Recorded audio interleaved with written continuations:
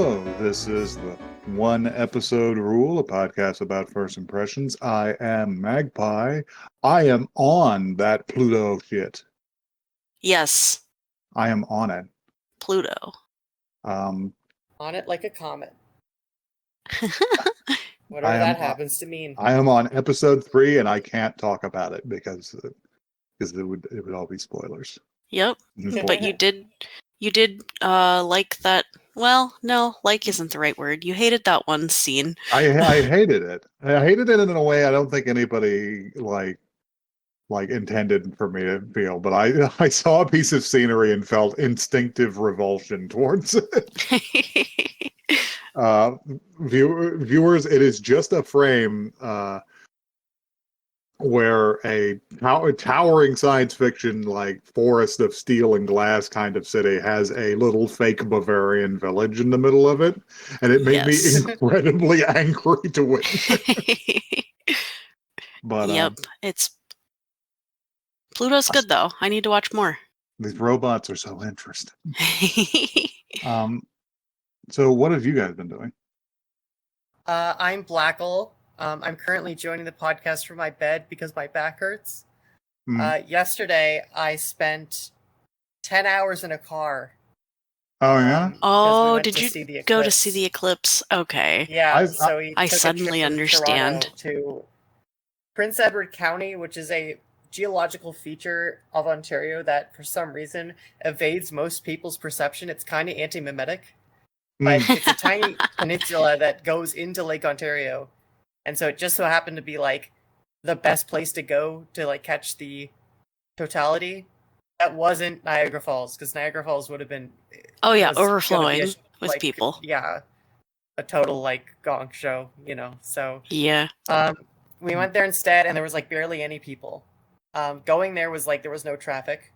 Coming back there was traffic because it was during rush hour, and also there was, like, a couple accidents on the highway. Yeah. Oh, yeah, there were way too many people on the road. Yeah. So I also seen what the sun done, because I just happened to be directly more like underneath what the it. moon did. What Every that time moon the sun do? sets, we experience an eclipse. It's just the Earth blocking the view of the sun. All right. But yeah, it was excellent. It was a really fun time, and I would do it again. Nice. That was my experience. Gotta love a road trip. Very cool. Mm-hmm. Hello, I'm Joey, and this week I finished Freerun. Nice. Freerun is good. I liked it. Ready to see more of it sometime. Right. You all right? I haven't been up to a lot else this week in terms of anime, so yeah, that's my update. Freerun good. Watch Freerun. Dank and sweep. Dink and sweep. You would have to be a Dinkin fan. Our favorite old man in anime, 2024. All right, you guys want some news? Yes, let's have some news. I would love some news. I have mostly good news, except for the one bad one. But oh, well, give us the bad one first, and then soften the blow. No. Oh, all right. First off, some good news, which is, hey, what would be the funniest high-end merchandise for Dungeon Meshi? Dungeon Meshi cookbook? I don't know. That's probably just a thing. That already exists. No, I'm talking about the Dungeon Meshi cookware. Oh, okay. Yes, that tracks. You can get a wok with Senchi's helmet on it. And apparently it's all like decent stuff too. Nice. Very cool. You get a wok, a frying pan. Dungeon Meshi Shibari kit. Yeah, Dungeon Meshi Shibari kit. They have that. Kitchen grade.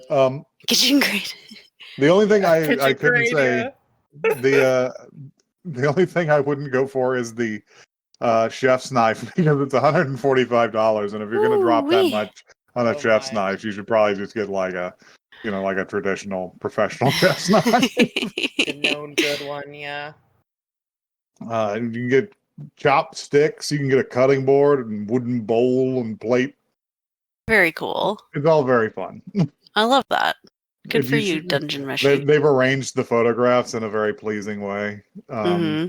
That looks like you should be preparing like Hobbit second breakfast with it. You actually probably should. But yeah, that is some great Oh, stupid look at anime, it. Mark. It's really cool. Okay, and unfortunately, I need you all to sit down. I have bad news about Okay.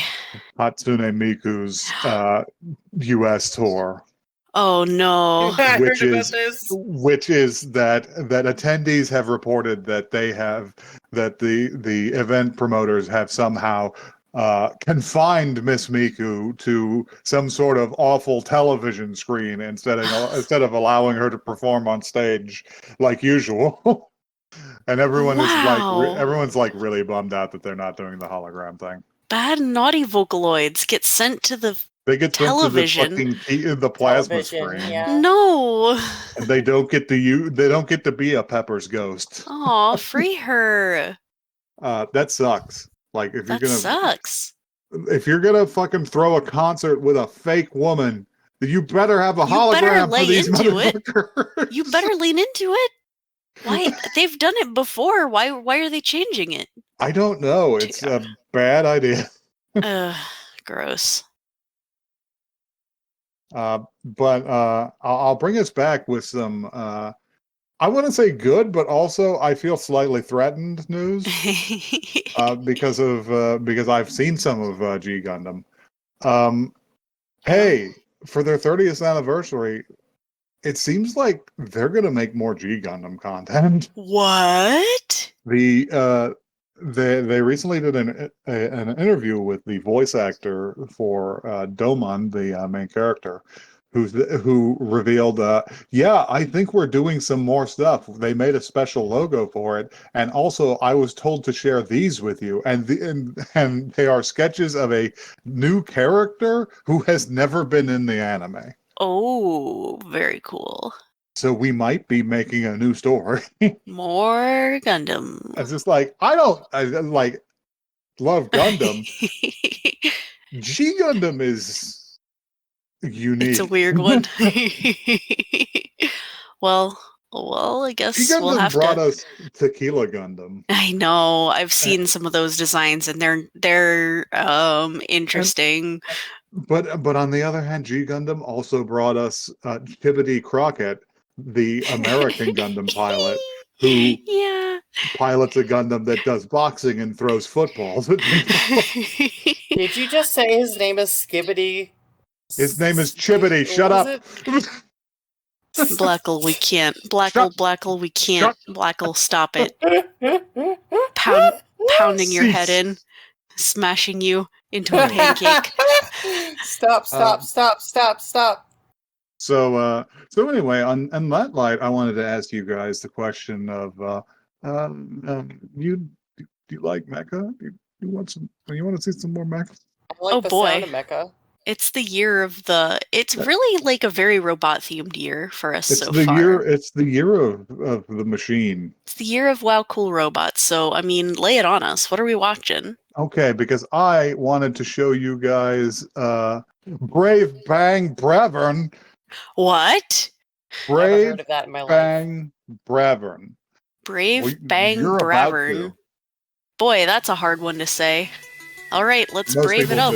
just say Bravern.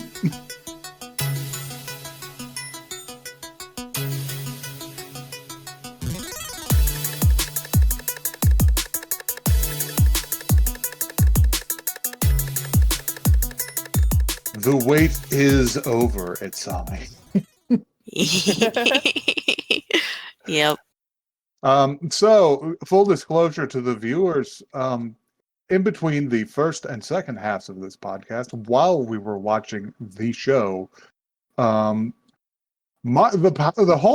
power of my whole street went off for like 2 hours. Yeah, it's not ideal. So I had to come back and plead with them to finish the episode because they are tired. And also watch the last 3 minutes of it, which are the best 3 minutes. They are. That is It definitely the best part. alters what's Oh going yeah, on. it changes Yeah. the dynamic of the show a little It bit. becomes different. So, who wants this blurb? No. I can read it. Ahem.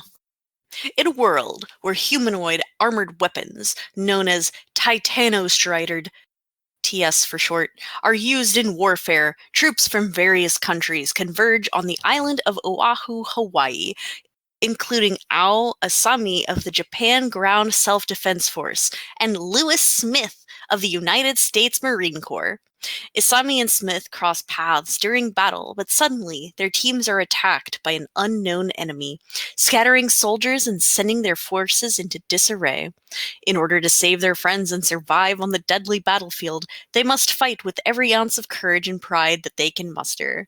And this does not address any spoilers about what happens, which Mhm. is hilarious. I'm not sure I believe Lewis Smith is a jarhead. He's got more charisma than any Marine I've ever met in real life.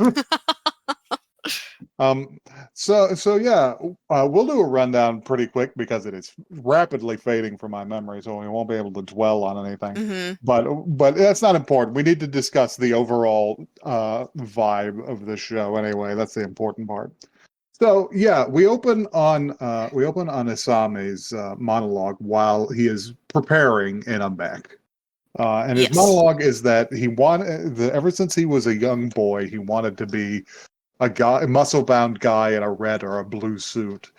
You know, the kind He that wants doesn't to be really Superman. exist. Yeah, he didn't want to be a tank pilot, and he didn't want to be a jet fighter, and he didn't want to. And he just wanted to be a hero, like an actual comic book hero. Mm-hmm. And this is how he's done it, is because he has become a Titanostrider pilot, Yes. which is I would say relatively, it's closer to the hard sci-fi than the soft sci-fi of Mecha. Mm-hmm. They look a lot more buildable and usable than your usual Mecha. Yes. They These look a are lot more. chonky. These are military equipment. Chonky clonky. Even the advanced ones that the Marines are using, Mm-hmm. they're only slightly more organic looking. Mm-hmm. Very utilitarian devices. But anyway, they're preparing for a combined arms assault on a beach between his team of Japanese pilots and the Marine team, and they're being supported by the USAF. They are assaulting a beachhead manned by other mecha and like gun emplacements and stuff. And this part of it is they're basically discussing tactics and where they're going to advance and stuff.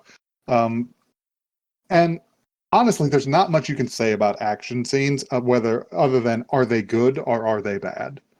These are pretty good. They're making an advance. It seems believable. Yeah, I liked it pretty good.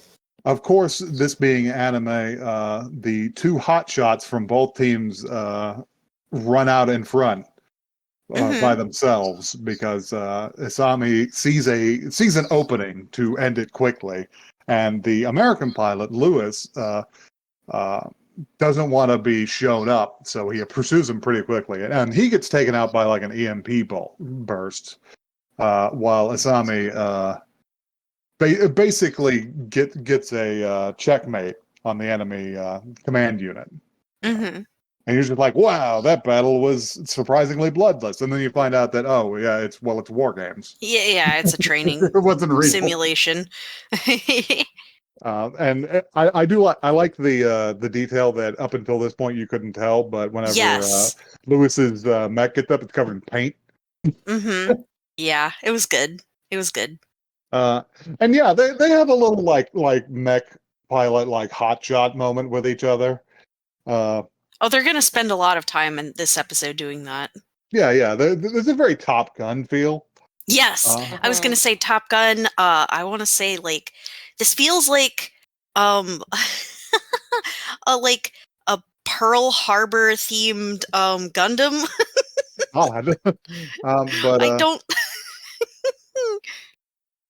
but yeah, later on, they will you'll have oh yeah, and he asks him, it's just like how'd you do that? It's just like I've just got a good mechanic, because his machine is supposed to be less advanced than the Marines, and he's just like, also you were declared killed in action, and the dead don't talk, and he's just like, ooh, you bastard. What's that chick track? Mm-hmm. You're dead. You don't exist anymore. No, we can't. Absolutely cannot talk about the Dungeons and Dragons chick tract. I will lose my mind. We will be here for an hour. Okay, continue. Carry on. But yeah. So actually, to that end, doesn't Lewis go by the hangar and like spy on He does. He goes and talks to the mechanic girl. the mechanic girl, and she's just like, "What are you doing? Can you not do that? You're creeping me out." And he's just like, "I don't know. The pilot of that machine just told me he had a great mechanic." And she's just like, "I didn't modify it in any way or whatever." And he's just like, "Well," just like, "Huh? I wonder how he did it then. Move one of those junk like that." And then she starts this conversation on like a scaffold, seeing to the machine, and then she is suddenly down beside him. With the specs in her hand, and she's just like, listen, these things are almost perfectly designed. There's an economy of form and function in them that, and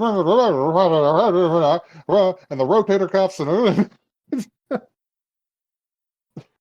he's just like, oh shit, okay, because she goes like full train nerd on him. She's a nerd. I love her. Him. Kind of obsessed. He's just like, oh, okay, shit, oh, jeez. Oh, whoa, sorry I asked. Anyway, moving on. Later on after that, we run into Asami again at a local Oahu bar, basically. Mm-hmm. I assume on the base, and he's wearing his full dress uniform. Yeah. He looks very buttoned up and uncomfortable. And he's with a fellow pilot, I think. And they're just having a drink, and she's just like, so they're really pissed at you, huh? It's just like, yeah. It's just like, well, we wouldn't have won if it wasn't for you. Yeah. Mm-hmm. And Lewis just sort of like rolls up on this, and he is he is in full casual clothing. And he is channeling Top Gun as hard as he can. Oh, yes. Extreme Top Gun in like, this one. Give me a beer. Hey, what's up, dude? You're pretty good. How much trouble did you get in? I'm on toilet duty for 3 months. 3 weeks. He's just like, yeah, I got a pay cut. Yeah. he's just like, hey, guess what? Next time it's unusual because we'll be on opposite sides, and that doesn't usually happen. So I wanted to challenge you to a duel. Yeah. If you don't get taken out before I get to you, you're off. It's just like, yeah, they're rivals. You see, they're rivals. Yeah. We have fun here. We're silly. And the United States Marine Corps. So yeah, we move on to the next scene where everybody's starting to get ready. The fleet commander is out. He's just like, he's telling everybody their fucking jobs, and he's just like, yeah, we're primarily doing the fucking Strider suits for ground invasion this time, but I want to see everybody like moving perfectly. I want the fucking air and naval components on point. And everybody's getting ready. They all get out of the position, right? And then we cut away to a control room. Looks like naval control, and they're talking about the Titanos Riders, and they're just like, man, those things are crazy popular. Who would have guessed people wanted to pilot giant fucking robots?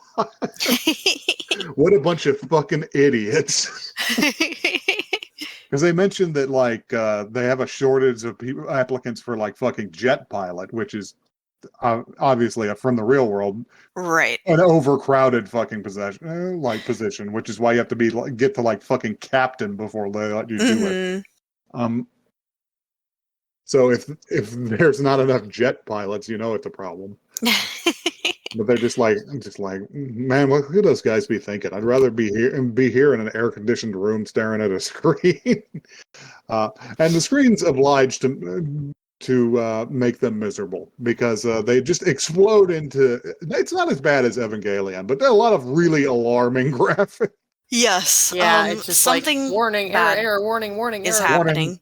Yeah, Um, it's funny because they do have like the English Mhm. like warnings, and they say him. It's a little jarring. It's like warning, warning.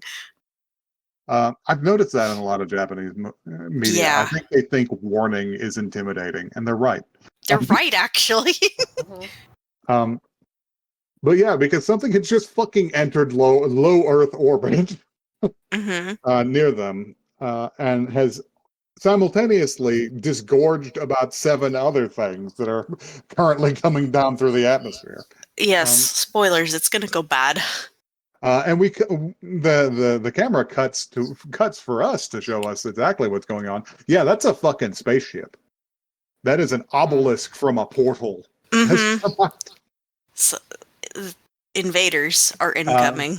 Yeah, it drops about like 7 or 8 little spires that stick straight up in the ocean. Very ominous. Like big nails, Mhm. and disgorge a bunch of flying saucers. Really, they can unfold into They mecha, can become in like little guys. Yeah. but yeah, everything goes to shit immediately. The Navy and Air Force immediately engage them. They're just like, holy shit, get the planes in the air while the airfields still exist. Yeah.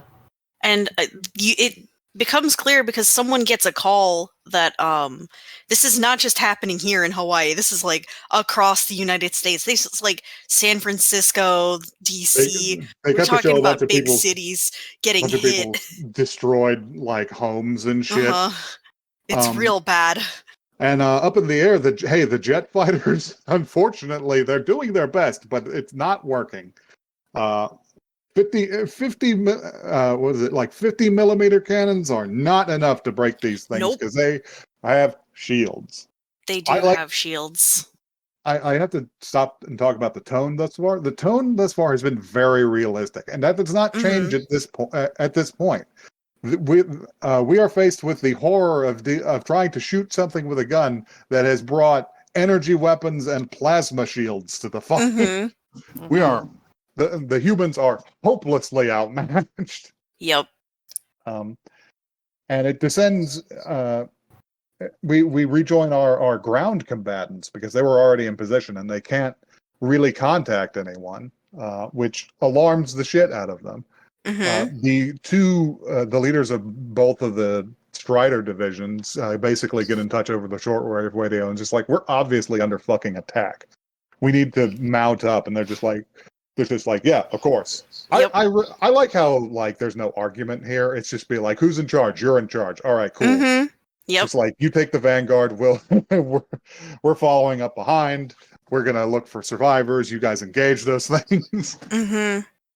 And yeah, there's just a slug fight with these things at the airfield. They find out that the older models that were already there are having the same problems the jets were. The marine suits discover like a slight weakness in them, in that they can beat the shit out of them up Yes, close. if they get close. They're just like throwing themselves at them, and they're trying to concentrate like on one area of their shields to see if they can break them and stuff. They're putting themselves in between civilians and stuff. And yeah, they do. Do they take one out? I think they knock one on its ass. They do some amount of damage to them. I don't know if it got actually destroyed or not, but they do some amount of damage. They definitely get it on the ground, and for a moment it just seems like, oh, okay, that's how it's going to be. Like, it's going to be an uphill battle, but they can do. Oh, what is that pink shit? Nope. Because yeah, just a wave of pink energy just raises the airfield and just leaves smoke and burning rubble behind. They're not gonna make it. It clearly came from the thing sticking up out of the ocean. It's just providing the artillery. it noticed that its forces were having any trouble whatsoever and just went, oh, okay, we'll just put that out. Yep. So yeah, it's no, it's not going to turn around for them.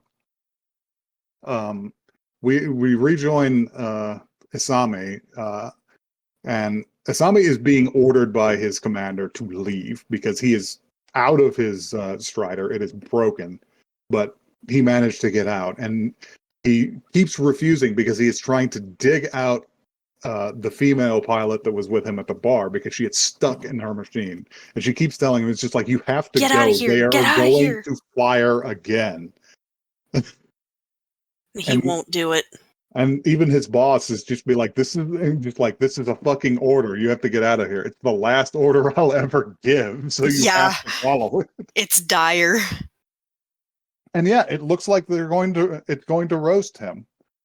Because yeah, it has already started charging up to shoot, and it is in fact shooting. And you think it's like, oh, is this one of those ones where the main character just dies Just in the first doesn't- episode? yeah. We switch to somebody else. Right. No. I want to say at this moment, I was like, "Oh, this is gonna become a time loop thing, kind of like, Yeah, maybe- all you need is maybe- kill." Yeah, maybe it'll be a time loop thing. I was thinking, I sorry, I'm delaying what actually happens. No, that's But- okay. I was thinking, it'd be like kind of like an El Noah Zero type thing, where they like, even though they have like shittier technology, they figure out ways to like best them through like logic and like scheming and stuff like that. Yes. But Yeah, go on, tell us Fun what happens. idea. What Because it happens is so much funnier. Because it is time to shift the genre. Oh boy. Mhm. Because he is not incinerated. In fact, another thing falls from the heavens, a great comet of green energy to crash down in front of him, between him and the energy, and block it entirely. And it is a Gundam. Almost a Gundam. Almost It's a a little Gundam. more flamboyant than a Gundam. It's a little more like actually. Sentai show. And yeah, Yes. in fact, I'll touch on that in a moment. And it says to him, "The wait is over, Isami. Climb inside me. Get inside of me." Now!" He says in this me. like a few times. Get in me. Like, oh wait, the robot itself is talking to him? The robot Okay. is speaking to him. And he opens up his chest to him and says, "Get in." And Isami says, "What?" I'm confused, You but talking okay. to me? And he doesn't think he's talking to him. He's just like, "Who else would I be speaking to? Ao Isami." Yes, it knows his name. And he's just like, well, fuck, it's better than what I was before. So he steps into this thing's hand, and you can see, you can cut to the Marines too, because they are still doing their job of trying to extract the wounded and fight off these things, and some of them are still in their suits even. And you can see Lewis catches sight of him, and he's just like, "What the fuck is this? What is that? What is that thing?" Because he's just climbing into the glowing chest cavity of this thing. And the door shuts after him, and he's in a void. He's in like a holographic void, and some controls spring up around him, like big O tracked controls. And there's a big, there's like a handle that looks like a truck's air horn handle. And He he's just reaches like, for he's it. just like, is that how I started? He No, just it's goes not to reach for time. it, and he's just like, "No, you're not ready for that." Laugh. He's just like, "Oh God, okay." Oh, okay. And he's just like, "Oh, okay, I get it. Fucking control stick. I'm a pilot. I understand this." I can do this. So he grabs hold of it, and then they turn the tide immediately Yes. because he just punches one of them until it disintegrates. Like he Yes. he just evaporates one of the mechs, and he's just like, "Oh yeah." Yeah, he starts doing I'm a exactly what you hero. would imagine a Gundam starts doing in this situation, which is Yeah, and fighting the hell out of these guys. And And the robot immediately identifies the big spire as the threat, so it just throws itself at it. And he's just like, "Oh shit!" And they start firing on him. And he's just like, "Shit, where's my equipment? Don't I have anything to repel this?" And he's just like, "Ah, I see." And he gives him a fucking sword. He gets a flame sword. Yeah, he pulls like not an energy sword, a sword with a blade. Yes. Out from behind his shoulder, and he starts slicing them in half and reflecting bullets and shit. And as they're approaching the big spire, my god, he's just charging up the blade with green energy, and he just says, "Now get ready to scream with me the name of our secret attack." And he's just like, "What secret attack? What do you mean?" Who? Huh? And I don't remember the name of the secret attack, but it was like super powerful, but it's ultra like strike. Something as equally as cheesy as you'd expect, and he says it. It was just like the ultra brave bang Bravern something blade. like that. Bavarian battle burger. And yeah, he just slices it in half, and it falls to the ground. And then it cuts to everyone else looking up at this, like, what the fuck is that? We need to also address the fact that whenever he got in the robot and the scene started, music started playing. Yeah, and you're just like, oh, that's fun. Okay, we're just gonna do music over the scene. There's some real super robot music playing with like lyrics and shit. And while right before they begin their attack, you can just hear Asami just go like, "Where the fuck is that music coming from?" Because it's diegetic. It's just happening. It's just happening in the cockpit and shit. Years. It's probably happening outside of the cockpit. Yes, yeah, that's a good point. Oh my god. Fave. Yeah, they cut it. They cut it down, and it cuts to like the fleet commander who's watching it collapse, and there's just like explosions and shit, and people on the ground are looking up at it. They're like hopeful because it was destroyed. Mm-hmm. Yeah, and they're slow, and then the two of them come down from the sky. You can see their silhouette at first, and they're talking to each other, and he's just like. I'm looking forward to working with you, Asami. He's just like, how do you know my name? How do you know my name? And he's just like, oh, I'm sorry. I haven't told you my name yet. And he's just like, that's not what I asked. He's just like, because my name is Bravern. It's just like, fuck yeah. Man, stupid robot from an entirely different genre. Yeah. And then it plays the outro, which really cements what it is, because it has gone from real robot. It has gone from actually even realer than Gundam shit. Yes. To super robot, which is the ancestor genre. Mm-hmm.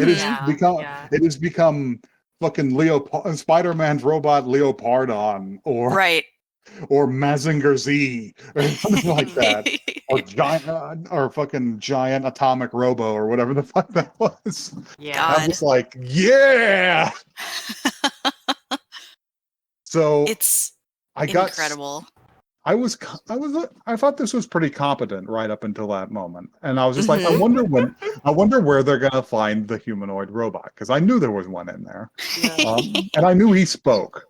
And I was just like, maybe they'll find him off the coast of Oahu and like protect themselves with it or anything, and they'll start learning where it came from. No, I didn't expect him to fall from the fucking heavens. Fucking Deus Ex Machina ass, like. Yes.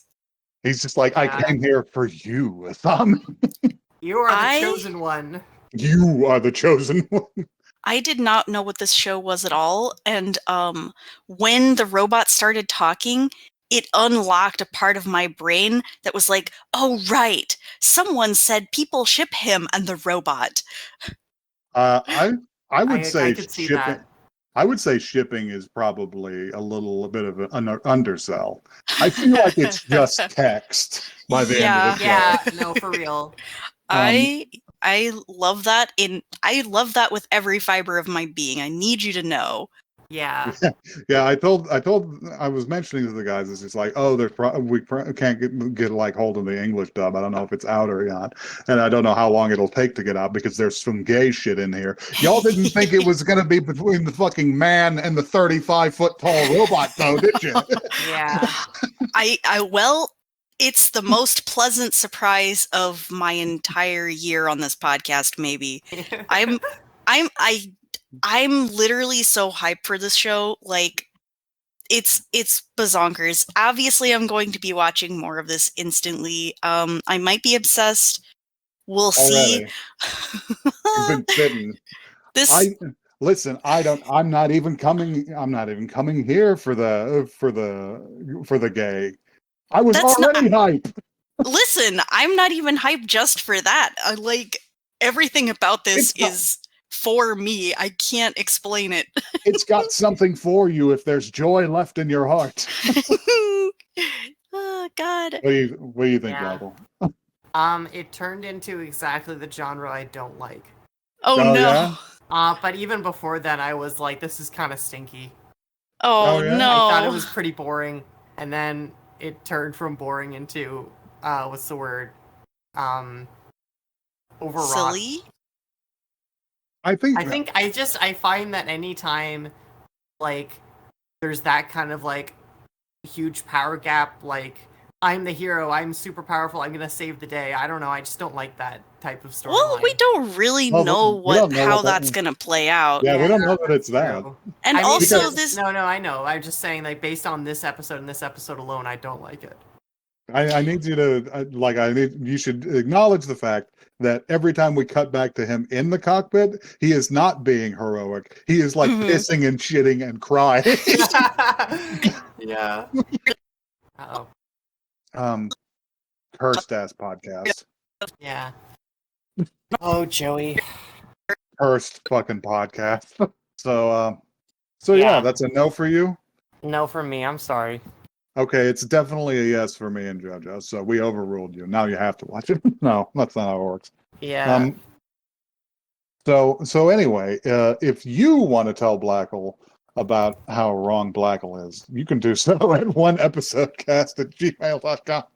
Well, that is one the word, not the number. Excellent. Not the noober. Not the noober. We're also on Twitter, Blue Sky, and that's the ones. We're at One Episode Cast. Go tweet us about cool robots and stuff. And yeah, Year of the Robot, baby. Yearoftherobot.com. Yearoftherobot.com. .net.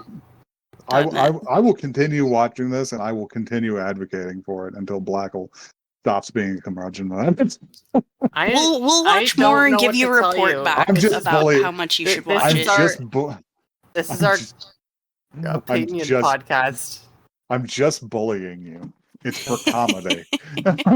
I'm like so sad. I'm pissing and shitting and crying in my cockpit right now because you're bullying me. That's what's happening. Bullying people is funny. What can I say? Anyhow, join us next week for more bullying. This will be the beginning of a 12-part arc where you learn to stand up to me.